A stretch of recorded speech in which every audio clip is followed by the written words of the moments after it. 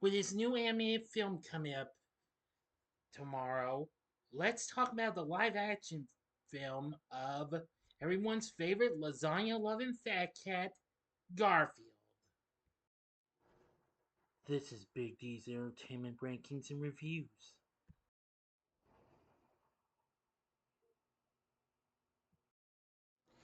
So, greetings, my fellow YouTubers, and welcome to Big D's Entertainment Rankings and Reviews.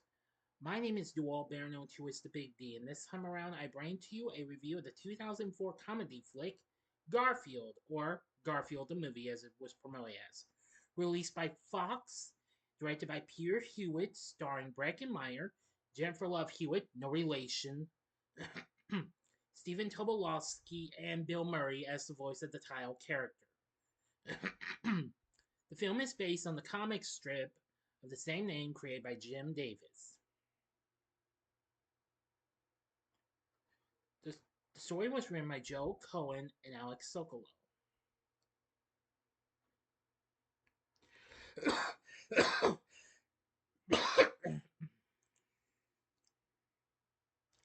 Now, of course, Joe Cohen, of course, also worked on some other projects, including Toy Story, as well as the Cheaper by a Dozen remake, which was actually released a half a year prior to this film. This film was released on June 11, not July, sorry, June 11, 2004. And was produced by Davis Entertainment along with Paws Incorporated, who of course distributes this comic strip for Andrews McMeel Publishing.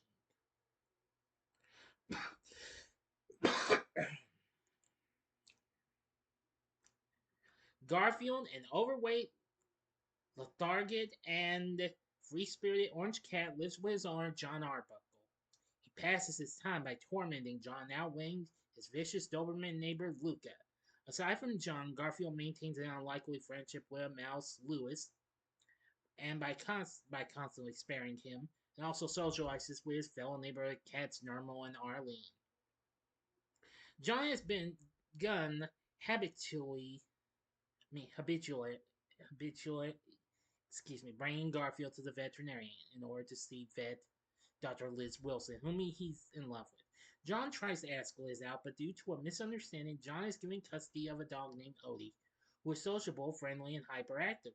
Garfield, however, takes an instant dislike to Odie and competes for John's attention. Odie is brought to a canine talent show where Liz is a judge. Garfield gets chased by the other dogs, which prompts Odie to the center of the ring, where he does a successful improvised dance to Hey Mama by the Black Eyed Peas. A local television host named Happy Chapman, who is also a judge, is impressed with Odie's performance and offers John a television deal for Odie, but John declines. When Garfield returns home, he's fed up with Odie's presence in his life. He hits a ball, causing a chain reaction that leaves the house in disarray. When John discovers this, he forces Garfield to sleep outside for the night. When Odie comes out to comfort him, he gets inside and locks Odie out. Normal and Arlene witness this as Odie runs away, but is then picked up by an elderly woman named Mrs. Baker. John and Liz search for Odie while Garfield's friends express their disappointment with him regarding his treatment of Odie. Meanwhile, Happy Chapman, revealed to be allergic to cats, is envious of his news reporter brother Walter and dreams to perform on Good Day in New York. Chapman and his assistant Wendell find a notice Mrs. Baker created of Odie and, recognizing the lucrative possibilities, claim Odie as Happy's own. When Garfield sees Odie on television and hears Chapman announce he and Odie are going to New York City, Garfield sets out to rescue Odie. John discovers Garfield is also missing, so he asks Liz to help search for him and Odie. Garfield gets into the broadcast tower via the air vents and finds Odie locked in a cage, but Chapman enters and secures a shock collar to Odie, which, when activated, releases an electric shock that forces Odie to perform tricks. And I'm going to the ending. You know the procedure. 5 seconds to sub this video. Go to the description box below. Fast forward to the time below as I'm counting down now. If you've seen this movie already, please continue. Okay, you've been warned. Chapman heads for the train station with Garfield in hot pursuit. However, an animal control officer intercepts him, mistaking him as a stray. Meanwhile, Mrs. Baker tells John that Chapman took Ollie, making him believe Garfield was tamed by Chapman as well, and then learn Chapman is leaving for the train station. Concurrently, Chapman's abandoned feline star, Persnickety, who dubs himself Sir Roland, along with the other animals, Garfield finally understands that his friends were right because he was jealous of him and realizes how John truly cares for Odie. So he tells Sir Roland that he is rescuing Odie from Happy Chapman. They release Garfield from the pound. Chapman boards a New York bound train while Odie is in the luggage car. After arriving just to see the train depart, Garfield sneaks into the train system control room and switches the tracks, leading to an impending multiple train wreck. Garfield hits an emergency stop button, which halts all the trains just in time, then returns Chapman's train to the station. Garfield frees Odie and they prepare to leave. However, Chapman chases them and eventually corners the duo in a suitcase area. Chapman threatens Odie with the shock collar, but Garfield's friends from the pound, Lewis, with his entire rat family, led by Sir Roland, attacked Chapman and placed a collar on its neck. Shortly after, Garfield and Odie incapacitate Chapman by activating the collar. John and Liz arrive and find Chapman, whom John punches in the face for kidnapping his pets. Garfield, Odie, John, and Liz reunite and return home, while Chapman is arrested for his supposed involvement with the trains, as well as kidnapping Odie. Back home, Garfield regains his friends' respect as they hail him a hero, while Liz and John form a relationship in the story. So, what did I think of Garfield, the movie? Well, this film is still kind of a guilty pleasure. I watched it several times on HBO when it premiered on the network the following year in 2005. I must say, this film is kind of funny, though. Despite getting dissed by critics, though, this film was still a big success. It went on to make $208 million worldwide against its $50 billion budget.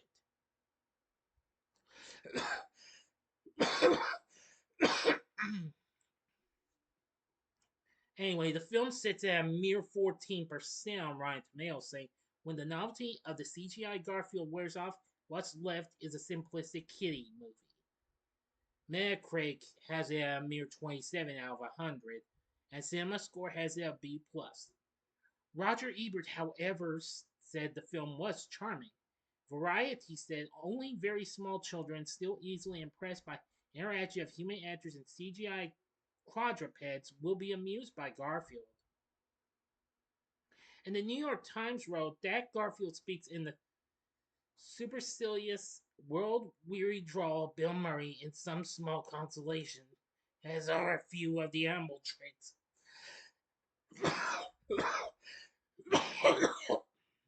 Sorry.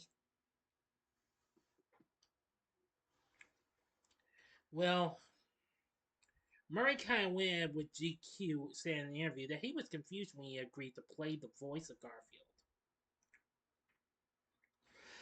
Garfield.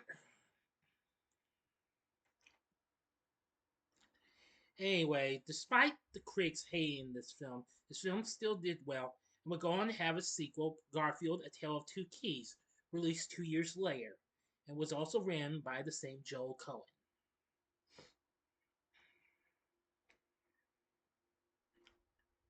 Anyway, I must say, it's really, really something, and I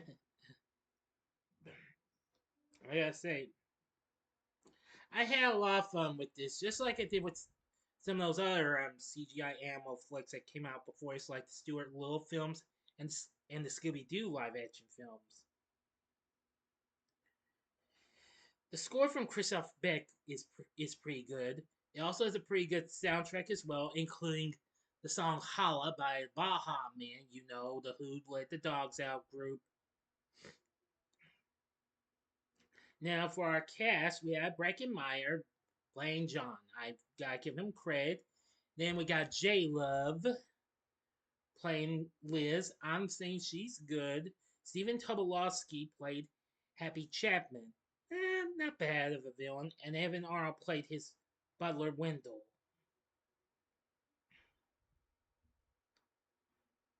Now, actually, Stephen Tobolowsky also played Happy's brother, Walter J. Chapman.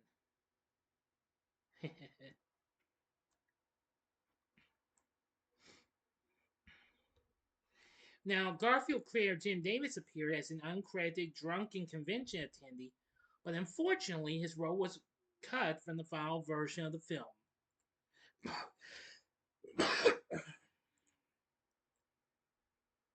For the voice cast, we have Bill Murray as Garfield. I'm going to say I do like his performance. Maybe not quite as much as I liked Lorenzo Music voicing him in the old animated specials, and of course the hit series Garfield and Friends. Look for that on my Saturday morning TV log this weekend. Yeah, let's see. Voicing Sir Roland, I will call him, is Alan Cumming. Yeah, I've known him from several movies. He does good. Nick Cannon does the voice of Lewis. Not bad. David Eigenberg voices Normal. Brad Garrett voices Luca. And Deborah Messing voices Arlene, who, of course, in the comics you know as Garfield's love interest. But anyway, it also includes the voices of Jimmy Kimmel, Richard Kind, and Deborah Jo Rupp as well. So anyway, Garfield is kind of an underrated film. It can be a little, it does have its issues though, but it still provides a fun, crazy, fun experience. It's it's absolutely really funny. So what I would recommend you only give this film a one-time watch, just for fun if you'd like.